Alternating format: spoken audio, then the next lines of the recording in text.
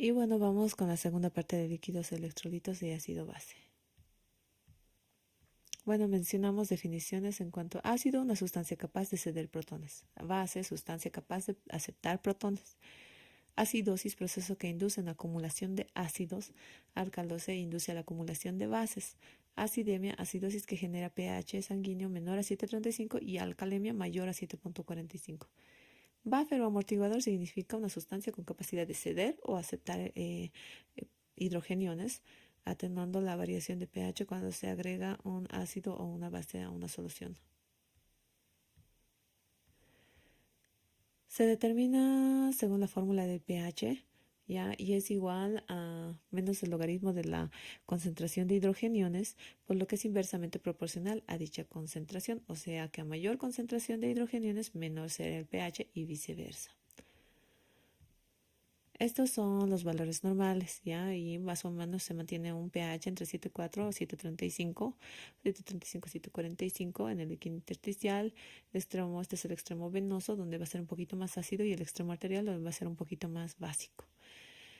Y los valores normales, ¿no? En sangre arterial, pH de 7,4 más o menos 0,05, y la venosa 7,38 más o menos 0,04, es un poquito más ácida. El PCO2 entre la sangre arterial 40 más menos 5 y sangre venosa 46 más menos 4, bicarbonato 24 más menos 2 y sangre venosa 26 más menos 2. Tenemos un sistema amortiguador. El sistema, dentro de ellas tenemos, está constituido siempre por un ácido débil y su sal correspondiente para poder amortiguar. Su poder amortiguador está dado que, dado su proximidad a su pK o su constante de disociación, al valor normal del pH y por las concentraciones de sus componentes. Entonces, básicamente tenemos estas, ¿no? Tenemos, bueno, del sistema amortiguador, una base fuerte con un ácido débil, nos da una base débil más agua, y un ácido fuerte, más sal alcalina o sal del ácido débil, nos da un ácido débil y sal. En cuanto al sistema amortiguador de bicarbonato, tenemos el bicarbonato de sodio más el ácido clorhídrico, nos va a dar un ácido carbónico y cloruro de sodio, ¿ya? Lo mismo, ¿no? Nuestro ácido carbónico más hidróxido de sodio nos va a dar un bicarbonato de sodio más una molécula de agua. Y esto en un pK de 6,1. Este es un sistema amortiguador más importante del líquido extracelular. El sistema de fosfato, pues básicamente, ¿no? Su sal débil, ácido fuerte, y tenemos nuestra sal y nuestra otra molécula, ¿no? Y está un pK de 6,8, ¿no? A diferencia del anterior. Y bueno, también este es el más importante de los túbulos renales, a diferencia del previo. Las proteínas, por su lado, ocasionan, bueno, básicamente solamente son capaces de asociarse o disociarse del hidrogenión. En medio alcalino se asocia a la liberación de hidrogeniones, y en el medio ácido más bien a asociarse a un hidrogeniones, y mantiene un pK de 7,4. Y este es el sistema amortiguador más importante del líquido intracelular.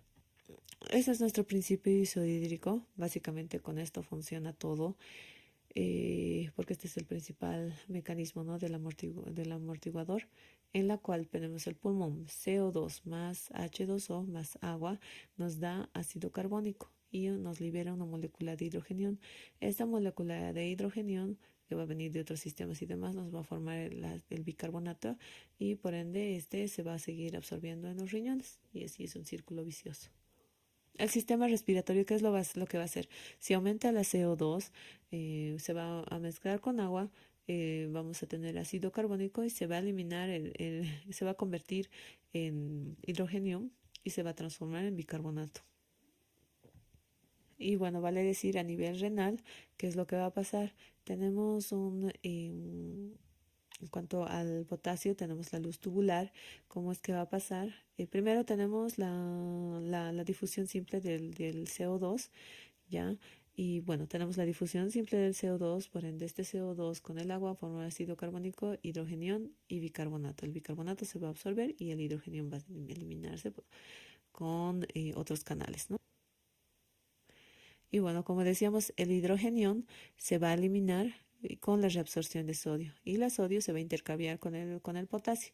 Y bueno, estos canalitos básicamente van a ser la funcionalidad de todo, ¿no? En la luz tubular, ¿qué es lo que va a pasar? Va a haber bicarbonato de sodio y el bicarbonato de sodio, el sodio lo va a liberar para absorberse y el potasio se va a asociar otra vez al bicarbonato y va a formar una molécula de agua y CO2, que el CO2 por difusión simple nuevamente va a entrar a nuestra pared tubular. Por otro lado, para la eliminación de sodio o de fosfato de sodio, ¿qué es lo que va a pasar? El hidrogenio se va a asociar, ¿no?, con esta molécula para su eliminación. Otro sistema de eliminación del hidrogenio es básicamente la eliminación del amonio, amoníaco y listo, eliminación, ¿no? Ya pasando a los trastornos ácido básicos, tenemos la acidosis y las alcalosis, ¿ya? Cuando tenemos la disminución de la presión parcial de dióxido de carbono, tenemos un trastorno respiratorio que es alcalosis, y mientras los trastornos metabólicos nos van a decir cuando el pH se va a alterar. Entonces, respiratorio es el carbono y metabólico es el pH. A nivel de la respiración, en caso de acidosis metabólica, ¿qué es lo que va a pasar? En la acidosis metabólica, primero hay que tomar en cuenta que es cuando hay disminución del pH y disminución del pH y disminución del bicarbonato. Como tenemos disminución del bicarbonato, esto va a ser, el pH va a disminuir, pero porque va a aumentar el hidrogenio. Entonces, ¿qué es lo que va a pasar? Va a ir al centro respiratorio, va a aumentar la profundidad de frecuencia de la ventilación y por ende va a eliminar CO2 y va a eliminar de alguna forma el hidrogenio. Por si se dan cuenta, disminuye el CO2 como forma compensatoria.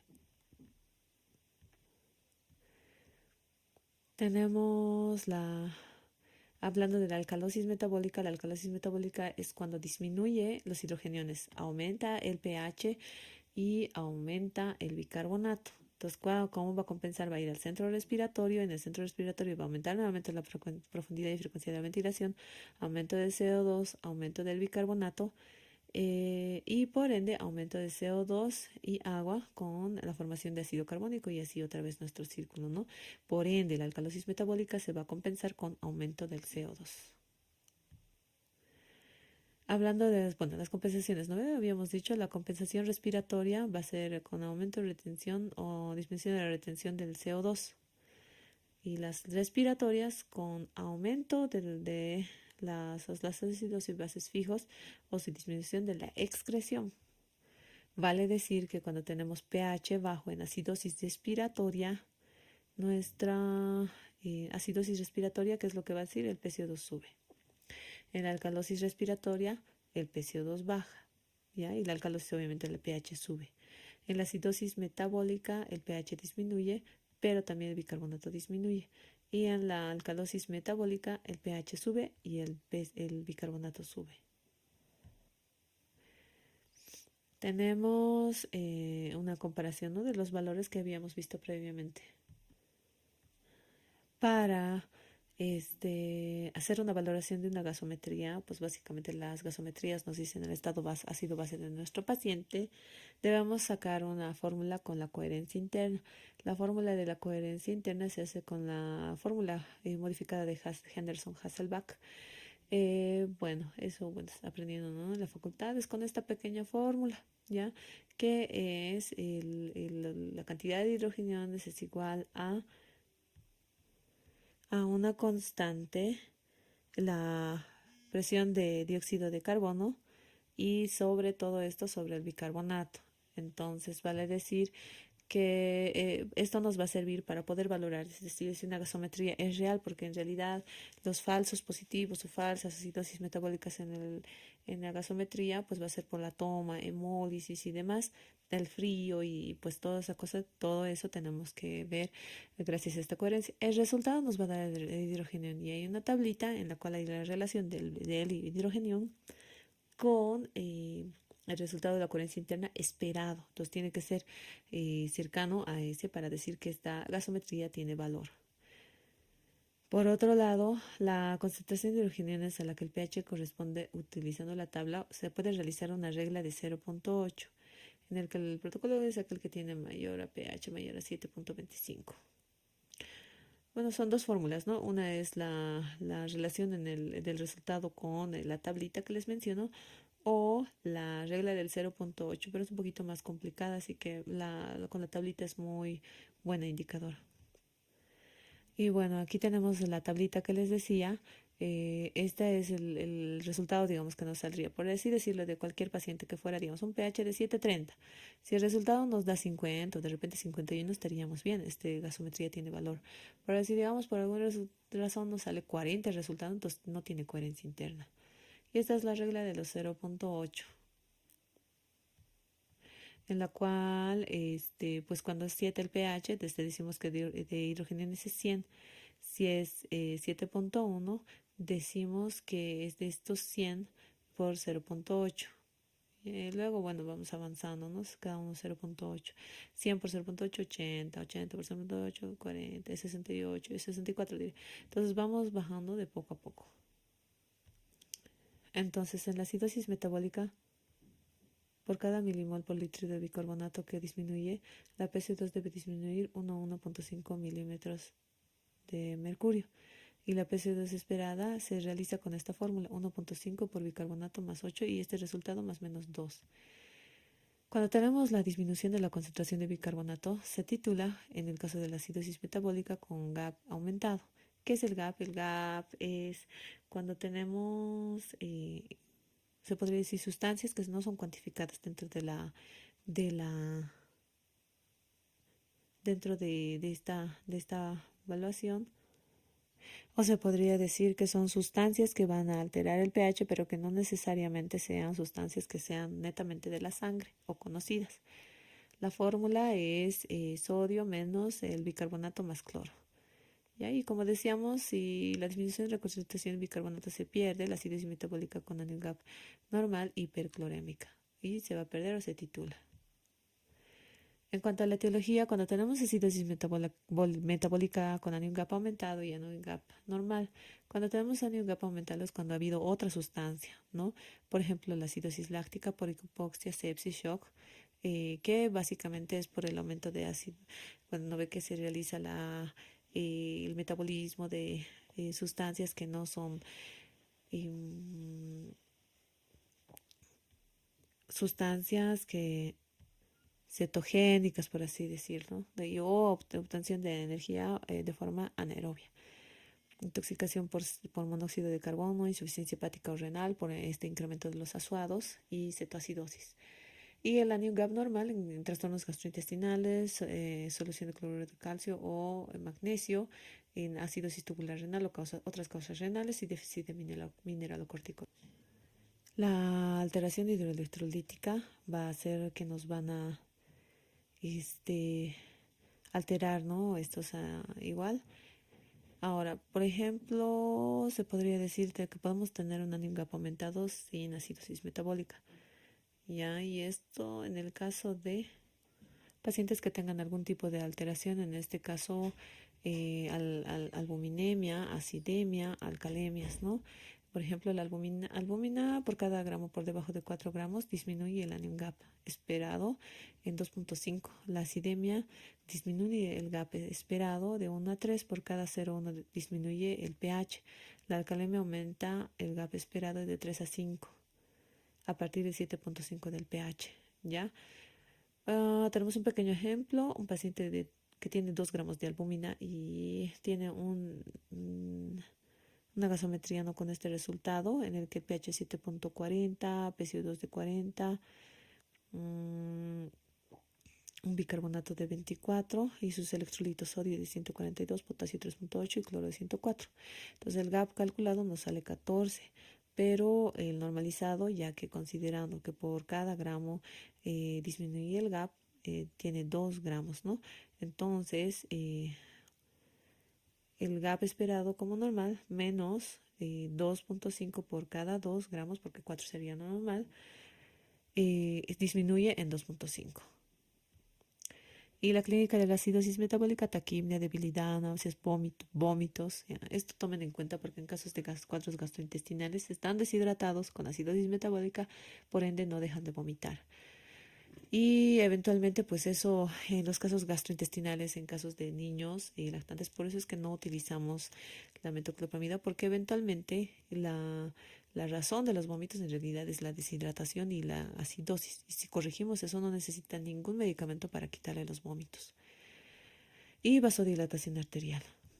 Y los efectos metabólicos van a ser sobre el potasio y sobre el calcio. Es decir, acidosis metabólica asocia hipercalemia y 0,6 por cada 0,1 que disminuye el pH. Y el calcio, aumento del calcio iónico por desplazamiento de la albúmina. El tratamiento básicamente lo hacemos solo en esta situación porque en realidad y últimamente ya no se está utilizando bicarbonato para la corrección de la acidosis metabólica. Solo si el pH es menor a 7,1 y el bicarbonato es menor a 10 se puede realizar el aporte de bicarbonato, pero esto tomando en cuenta que tengamos que tener una buena mecánica ventilatoria, porque de otro modo, si se dan cuenta, el bicarbonato se tiene que convertir en CO2 para eliminarse por la boquilla y de esa forma eliminar los ácidos, pues si no está respirando bien, tiene neumonía y todo, no se debe realizar la corrección con bicarbonato. El tratamiento es una corrección rápida, siempre endovenosa, es con una fórmula, ¿no? 0,3 por kilo peso por el bicarbonato deseado menos el bicarbonato real. Esto en ml a 1 molar, infundir en 1 a 2 horas. Pero hay que recordar que el bicarbonato deseado no debe ser mayor a 12,5 si esta es una acidosis metabólica con anion gap elevado o hipercloremémica respectivamente. Y la corrección lenta se realiza al doble, ¿no? 0,6 por kilo peso por el bicarbonato deseado menos el bicarbonato real con cloruro de sodio a 1 ml infundiendo a 12 a 24 horas. Ya pasando a la alcalosis metabólica se va a dividir en dos, los cloros sensibles y los cloros resistentes. Los cloros sensibles son el cloro urinario menor a 10, en las cuales podemos tener secundarias a vómitos, aspiraciones. ¿Esto por qué? Como hay vómitos, aspiraciones, que se sale con el jugo gástrico ácido clorhídrico, por ende, pues elimina nuestros hidrogeniones y por ende es acidosis. La contracción de volumen post-hipernatrémica, diarrea congénita perdedora de cloro, la fibrosis quística y el uso de diuréticos.